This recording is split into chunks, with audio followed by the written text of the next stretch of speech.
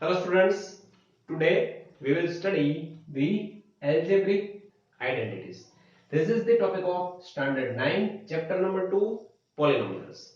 So in this chapter we have already studied about the basics of the polynomial and how to find the zero of a polynomial, then the division algorithm for the polynomial, factor theorem and remainder theorem. So all these things we have already studied. Now we have to study that about the algebraic identities. Out of these algebraic identities, some of the identities you have already studied in standard 8. So let us start whatever you have already studied. So the first identity is x plus y whole square. Whenever we have given the two numbers or two variables or one number and one variable with addition and the square of the whole bracket, then how we can expand it?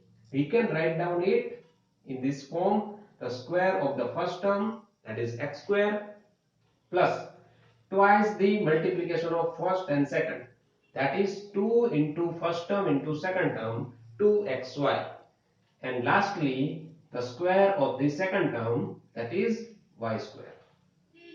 In the same way, the same identity but the sign is different: x minus y square. So we can expand it in this form: x square minus 2xy plus y square. Notice the one thing is that only this sign will change in both the identity.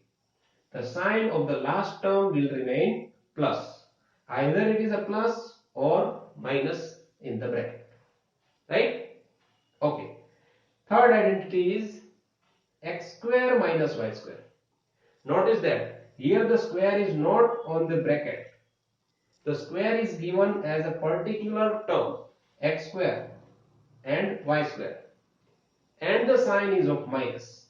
Then we can write down it as, in the two bracket, first bracket x minus y and in second bracket x plus y. That is, whatever we have given here, find out the square root. Square root of x square is x and square root of y square is y. So that two things we have to put in, first of all in the subtraction manner or then in addition manner. So x minus y and x plus y, and both the brackets here will be in the multiplication. Now you know about the factors. Factor means the quantity in which, whatever the quantity we have given, if we can write down it in the form of the multiplication, then that multiplication is called as a factor of the given quantity. So in this identity, these two are the factors of this identity, x square minus y square. Whatever is the quantity here, the two factors of this polynomial is this and this. In the same way, if we have given this kind of polynomial and asked to find out its factors, then this is the two factors. One is x minus 1, x minus y. Second one is also x minus y, because here is the square of x minus y. That means two brackets of x minus y are in the multiplication. So the factorization of this identity is this. Same way the factorization of this identity is this. Clear? Okay. So let us study the one more identity that you have already studied: x plus a and x plus b. Whenever we have given the two factors, then the polynomial we get from this two factor is the square of the first term. That means these two first term must be equal. Here in the case it is given as a x. Second term is different. See, here is given as a, second one is b. So the first term must be equal, second two terms are different. What will happen if both the second terms are also equal? Then it will be like this identity, because if both the brackets become equal, like x plus a and x plus a, then it will become x plus a whole square. Then it will become this identity. But here the second term in both the brackets are different. Only the first term is equal. So how we can write down it as the square of the first term plus in the bracket take this both the two terms and add it. Bracket is over, multiply by the first term. In this case, this is the x, and the last term is the multiplication of both the second terms a and b, that is ab. So we can write down x plus a and x plus b as x square plus a plus b into x plus ab. And if we have given this kind of polynomial and asked to factorize, then the factors of this polynomial is these two, right? Okay, let us see the example and understand it. First example is x plus 8 into x minus 10. Here we have to find out the polynomial by multiplying both this bracket. So which kind of situation is this? Out of this four, this situation is like fourth identity. In this, the first term is x is equal. Second one is a equal to plus 8, b is equals to minus 10. See, both these 8 and 10 are different. That is why it is look like this identity. Now what we have to do? Apply this thing. So we have to make the square of the first term. It is x plus is the plus a plus b. What is a? A is 8. What is b? See, b is minus 10. So we have to put here plus in the bracket minus 10. Now whole bracket is closed of a plus b is closed. Out of the bracket we have to put the first term that is common, and here it is x. And at last, what is this? Addition, multiplication of both a and b. Here a is 8 and b is minus 10. Understand? Okay. Now simplify this. X square is x square. 8 plus minus is minus 10. 8 minus 10 is what? Minus 2. Minus 2 into x. This is what? 10 into 8, 80. Minus 8. So this is what we get the polynomial from the multiplication of both these factors. Let us see the second example. In the one bracket we have given 3x plus 4. In another bracket it is 3x minus 5. What kind of identities look like? It is also look like this fourth kind of identity, because the first term is same, that is in this case it is 3x, a is equals to plus 4 and b is equals to minus 5. Now apply these things. Square of the first term, here the first term is 3x, so 3x whole square plus a plus b. We have to put a plus b in the bracket. So what is a? A is 4, b is again minus 5, so we have to put 4 plus in the bracket minus 5. The whole bracket is over. Then we have to put x. What is x? The first term. In this case, it is 3x. So put 3x here. And at last, we have to multiply a and b. So a is 4 and b is minus 5. Right? So this whatever we get. Now multiply it, simplify. 3x square is what? 9x square. 4 plus minus 5. That is minus 5. 4 minus 5 is minus 1. 3x is as it is. 4 5s are 20, and that is also minus. So 9x square minus 3x minus 20. So this is the whatever we get as an answer. Right? So in this way, we can solve this type of question that you have already studied, this type of identities. Okay? Okay, so let us study the fifth identity. And what is that? The fifth identity is x plus y plus z all square. So here we have given the three terms. All the three terms are in addition and the square of all the three terms. The bracket square is there, right? Not the particular square. So how we can expand it? We can expand it like that. The square of the first term plus the square of the second term plus square of the third term. Then plus twice the first term into second term plus twice the second into third term plus twice the second into first term. Right? So it is easy to remember. square of the first, square of the second, square of the third, plus twice first second, plus twice second third, plus twice third and first term. Okay, so let us understand it by taking an example. We have given this 2x minus y plus z whole square, and we have to expand this. So how we can expand it? According to this identity, the square of the first term, that is 2x square, plus square of the second term, that is second term is in minus, so minus y square, and third is z, so z square. Now plus twice the first term, that is 2x, and second term, that is minus y, plus twice second third minus y into z, and plus 2 third first, that is z and 2x. Now multiply and simplify, we will get here 2x square, that is 4x square. This minus become now plus, plus y square and z square. Here what will happen? 2 to the 4, but sign is of minus, 4xy.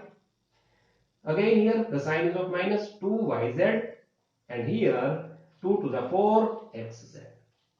So this is the expansion of this identity, right? Now if you have asked by giving this polynomial and to factorize it, so we have to do the reverse process, because this is the polynomial and its factorization is this, right?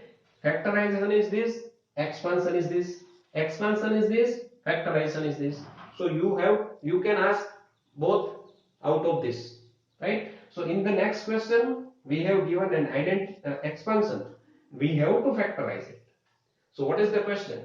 2x square plus y square plus 8z square minus 2 root 2 xy plus 4 root 2 yz minus 8xz. This is the question. We have to factorize this. That means we have to make it like this. So what is the first, second and third term for this identity, that we have to find out. So how we can do it? Notice this one thing first of all, that in this identity there is no minus sign.